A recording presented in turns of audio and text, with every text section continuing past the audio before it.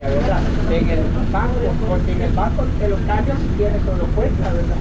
De lo contrario no te lo cambian. Pero ¿qué es lo que voy a hacer acá? Mira, lo voy a poner por acá. Espero que te guste, ¿verdad? De la siguiente forma. Acá está.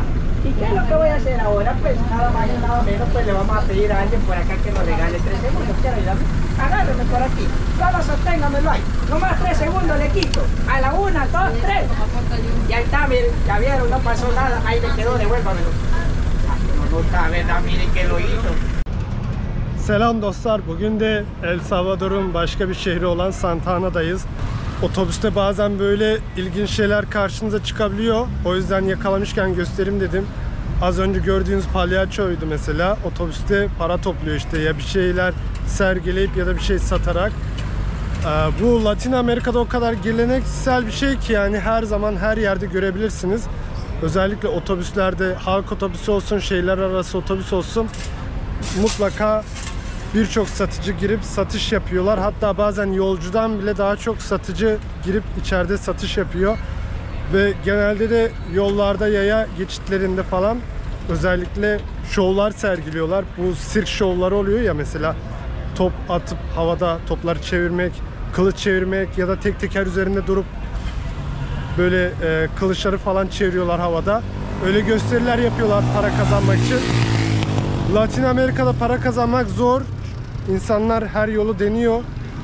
Ya böyle bir şeyler satarak ya böyle şovlar yaparak para kazanmaya çalışıyorlar. Şimdi de burası Santa Ana'nın merkezi. Her zaman Latin Amerika'da standart olan şey, bir meydan vardır. Arkasına hemen kilise, katedral var. Burası Santa Ana'nın belediye binası. Santa Ana bu arada San Salvador yani başkente 70 kilometre uzaklıkta. Bugün yeni geldim. Gelir gelmez ayağımın tozuyla hemen size video çekiyorum. Şu karşıda gördüğünüz yeşil bina, ilk defa böyle bir binayla karşılaştım Latin Amerika'da. Bu da 1902'de inşaatına başlanmış, 1910'da tamamlanmış. Zamanında Salvadorlu kahve zenginlerinin bağışlarıyla yapılmış bu bina. Güzel bir bina görünüyor. Hatta bu yüzden inşaat hızlandırılmış. Normalde 7 yılda 8 yılda tamamlanmış bu bina. Ama şu katedral ise 1906'da başlanmış, 1959'da tamamlanmış. Bunun mimarisi de gerçekten güzel. Yani böyle küçük bir şehirde, hani hiç ummadığınız yerde karşınıza çok güzel mimariye sahip binalar çıkabiliyor. Bu tiyatroya girişi sordum da 5 dolarmış. Her şeyi paraya bağlamışlar arkadaş ya. Girip de bir inceleyemiyoruz. Bu arada böyle köşede askerler de bekliyor.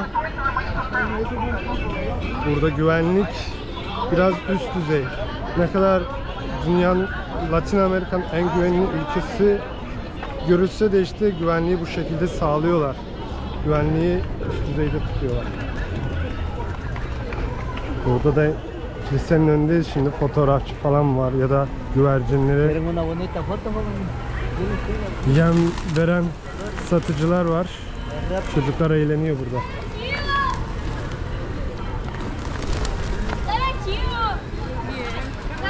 Bayağı güvercin dolmuş burası. Her yer güvercin. Şimdi bir içeri girelim buranın da. Buranın da mimarisi böyle. Hop hop. Dağılın.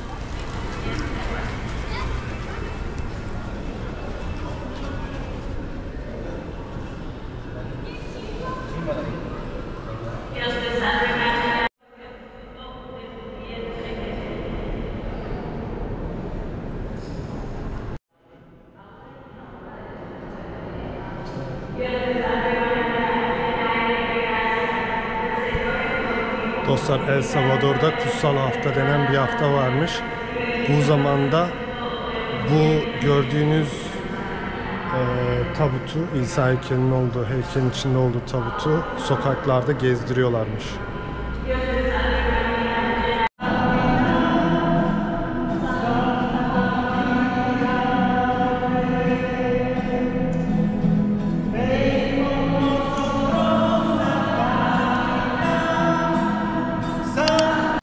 Dostlar, eğer Latin Amerika'da susarsanız şöyle sular satılıyor pakette. 15 sente sular, bu sudan aldım.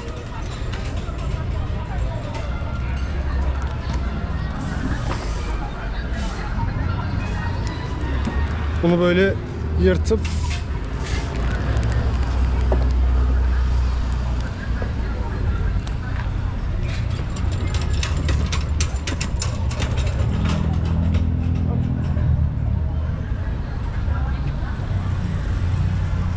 bu şekilde içiyoruz suyumuzu. Şimdi sokakta yürürken şöyle bir kule dikkatimi çekti. Üstünde hilal var. Cami olabilir mi diye bir bakalım şimdi. Sanırım doğru tahmin ettim. Yanına yaklaşınca zaten yukarıdan görünüyor kulenin ucu. Şurada İspanyolca yazıyor zaten. İbadet eden bir Müslüman var. İslam'ı öğrenmek ister misiniz yazıyor sanırım. Ama henüz girişini bulamadım. Şimdi girişini arıyorum. Evet dostlar, yine bu kapıdan sordum şimdi içeriye. Bir kız, küçük bir kız çıktı ve şu anda içeriye girmek mümkün değilmiş. Yarın gel dedi. Ben de biraz bilgi edinmek istedim. Burada kimler yaşıyor, ne kadar Müslüman yaşıyor diye de. Kendisi dedi ki çoğunlukla Salvadorlu dedi Müslümanlar. Tam o da iyi yanıt veremedi çeviri kullandığımız için, İngilizce bilmediği için. Kendisi El Salvadorlu ve ailesi Müslümanlığı seçmiş. O yüzden onlar da Müslüman olmuş. Burada herhalde bir kısım Müslüman yaşıyor böyle, El Salvadorlu. Santa Ana'nın, şehrin tarihi merkezi böyle görünüyor dostlar. Bildiğimiz İspanyol kolonisinden kalmış tarihi binalar.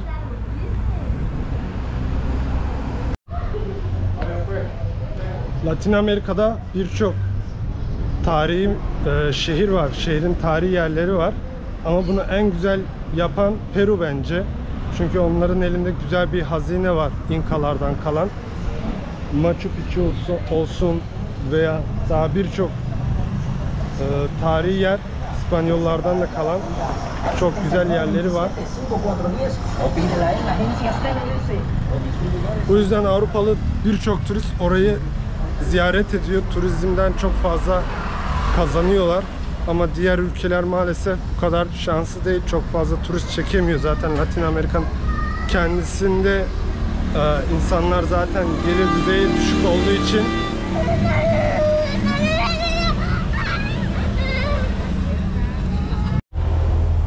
bir de buradaki ülkelerin çoğu birbirine çok benzediği için insanlar çok fazla seyahat etmeye ihtiyaç duymuyor. Genelde seyahat etmek isteyenler de Avrupa'yı falan görmek istiyor. Ama tabi çok elverişli olmadığı için finansal açıdan insanlar yine çevre ülkeleri geziyor az çok. Gördüğüm kadarıyla en azından benim gibi seyahat etmeyi seven tanıdığım insanlar. Ama çok yaygın değil tabi. Dostlar, bir eczanenin önünden geçerken gördüm. Şurada Aceptamos Bitcoin yazıyor. Ya ilk defa gördüm. Belki duymuşsunuzdur, hani El Salvador'da Bitcoin resmi para birimi olarak geçerlilik kazanmıştı. Ama bunu hiçbir yerde göremiyordum, Bitcoin ile ilgili hiçbir haber. Sadece orada görünce şimdi dikkatimi çekti, göstereyim dedim. İlk defa böyle bir değişik kilise gördüm. Koloni ve neoklasik tarzda inşa edilmiş bir kilise bu da.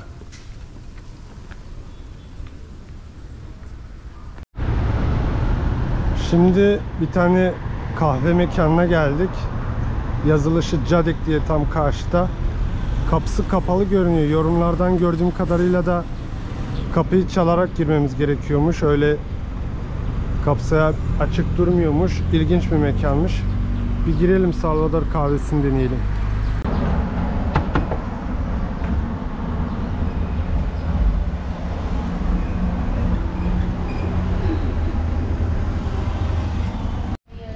Dostlar, içeriye girdik. İçerisi küçük bir mekan ama çok güzel, şık bir yer. Küçük sade böyle oturma yerleri var. Şurada da bar sandalyeleri falan var. Şimdi ben menüyü aldım. İçecekler bu tarafta. Genelde kahveler 3-3,5 dolar arası. Americano var 2 dolar. Diğerlerini ben de çok bilmiyorum. Frappeler var 3.25, 3.75. Bunlar da soğuk içecekler olması lazım. Onlar da 3-3,5 dolar arası. Bence gayet iyi fiyatları. Şimdi bir tane seçelim. Soğuk bir şeyler seçelim bence. Ice latte iyi olabilir mesela.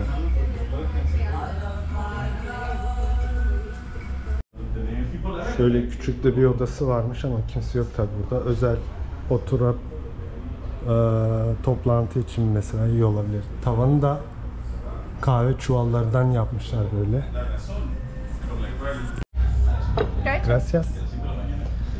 Dostlar ben kararımı değiştirdim. Affogato diye bir şey seçtim. 3.75 dolara. Böyle dondurmayla espresso getiriyorlarmış. Karışım. İyi oldu yani. Dondurma denemiş oluruz. Hem de kahvenin tadına bakmış oluruz. Sıcak soğuk bir arada.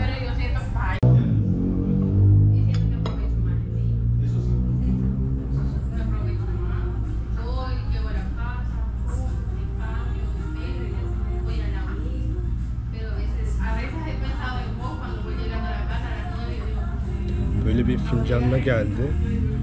Şöyle ben direkt içtim. Güzel yani, espresso biraz acı oluyor zaten. Güzel tadı var. Yoğun bir tadı var. Bir de dondurmasına bakalım.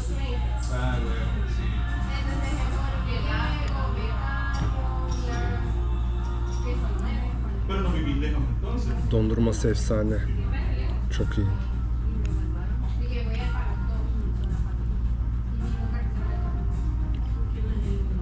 Mükemmel. Tadı çok güzel.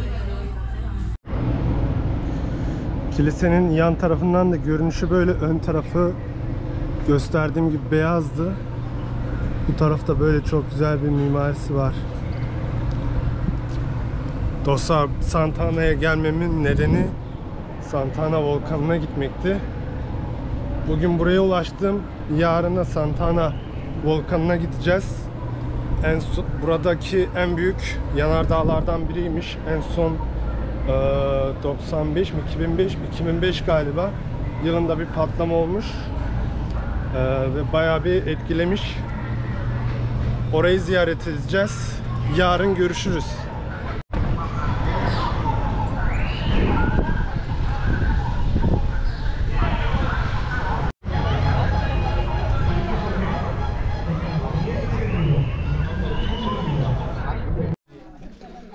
Evet dostlar, selam herkese yine. Bugün Santa Ana volkanına çıkmak için Santa Ana'dan otobüse geldim. 248 numaralı otobüste. Dağın bayağı bir zirvesine kadar çıktık.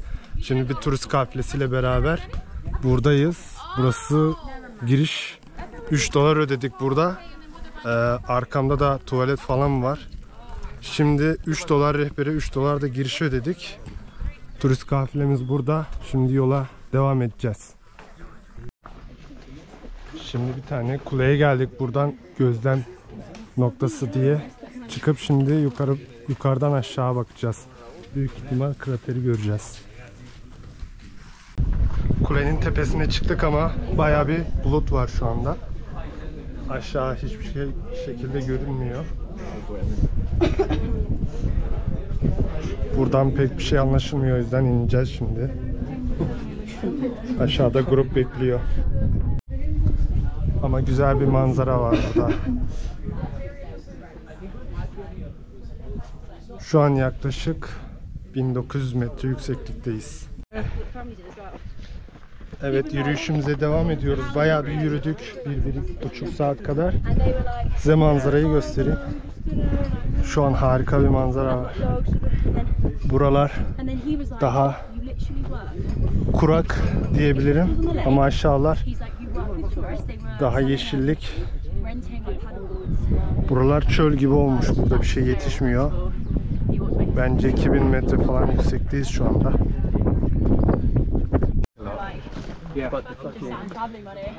Burada gördüğünüz gibi yanardağdan büyük ihtimal fışkıran molozlar bunlar. Renginden belli olduğu için koyu kömür gibi. Evet, buradan bayağı belli oluyor. Bu volkan en son 2005 yılında patlamış ve bayağı bir etkilemiş.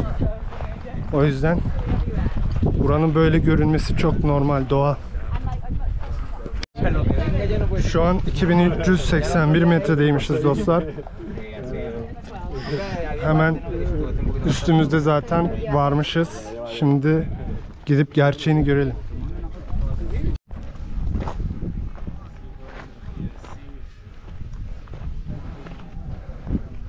Sonunda kratere vardık.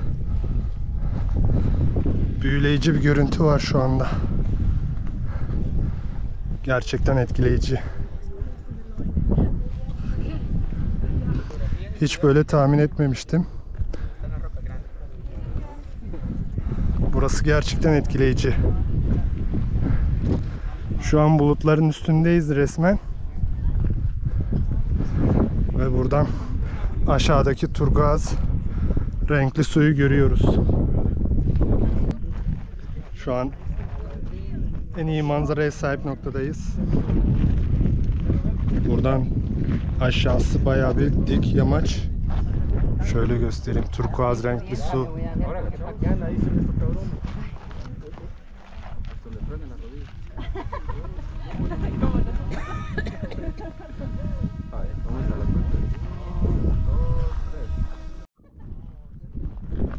Aşağıya baktığımız zaman sülfürik suyun nasıl buharlaştığını görüyoruz. Hatta bazı yerlerde topraktan bile buhar çıkıyor.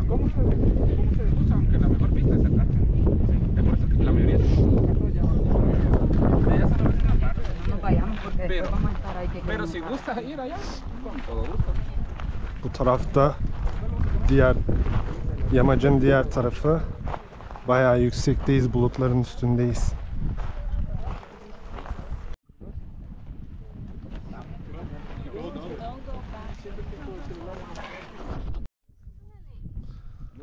Bir Ekim 2005'te gerçekleşen büyük patlamadan sonra gaz, lav akıntısı ve bazı materyaller,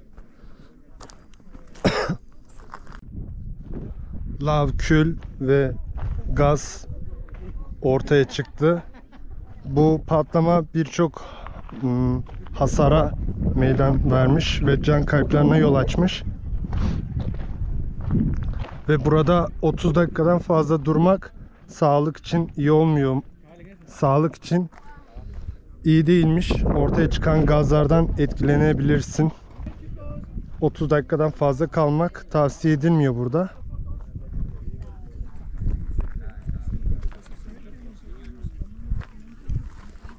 Böyle abimiz burada dondurma satıyor. 150. 150 dolar. Naranja, 1,5 dolara. chocolate, coco, fresa, mango chile, chicle. ¿Qué sabor le buscamos? Bir de şuraya bakalım. Burada da abimiz satıyor. Burada da Banana. muzun üstüne çikolata kaplanmış. Bunlar da çeşitli meyvelerden dondurulmuş dondurmalar. How much? $2. $2. 150. 150. This is good, I recommend. Okay, I will try it. Okay. 2 dolara muz üzerine çikolata kaplı dondurma yiyeceğiz şimdi. ¿Qué cuesta? Ahí pueden comprar un helado. Tienen hasta las 12:15 para que regresen. Güzel. Ah, Pedro Máximo.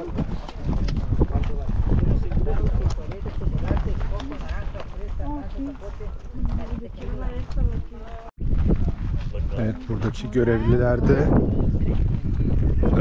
burada sık sık değiştirmek zorunda kalıyorlarmış kendilerini. Her yarım saatte bir sordum şimdi. Değişiklik yapıyorlarmış çünkü buradaki gazdan etkilenmemek için, sülfür gazından. Burası hala aktif bir volkan olarak değerlendiriliyormuş. San Salvador, El Salvador'un en büyük yanardağı. Bizim grubun turu sona erdi. Şimdi biz dönüş yoluna geçtik.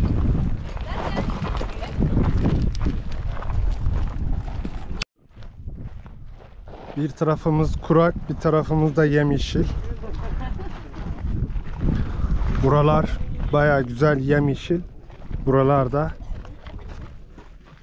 yamacı, volkan kraterin yamacı böyle.